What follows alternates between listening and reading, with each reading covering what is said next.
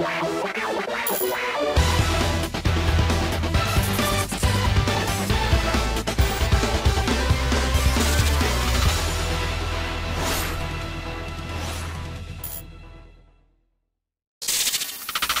everyone, how are you doing? This is MD Tech here with another quick tutorial. Today I'm going to show you guys how to share a printer on your network on your Windows computer. So this is going to be a pretty straightforward tutorial and we're going to just jump right into it. So we're going to start by opening up the Start menu by left clicking on it once. And now you want to type in Printer. Best match that comes up should say Devices and Printers directly above Control Panel. You want to left click on that once to open it up.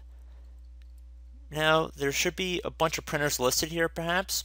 If you don't see any printers, you want to collapse this view and then expand it and you should see some printers listed here. Now we see we have a printer right here. All we have to do to share it would be to right click on it, left click on Printer Properties. You do not want to click on this Properties button down here. Instead you want to click on Printer Properties. Now you want to go up to the Sharing tab right next to General. Left click on Share this printer. Make sure that's checkmarked. Make sure the share name is correct. And you also want to check mark the render print jobs on client computers as well. And then click on Apply and OK.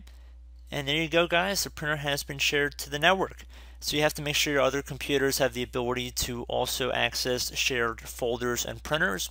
That is a different tutorial. I'm just sharing a video with you guys of how to make a printer visible to other computers on your network.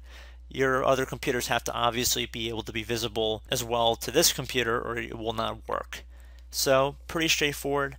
I do hope I was able to help you guys out, and as always, thank you for watching and I will catch you in the next tutorial.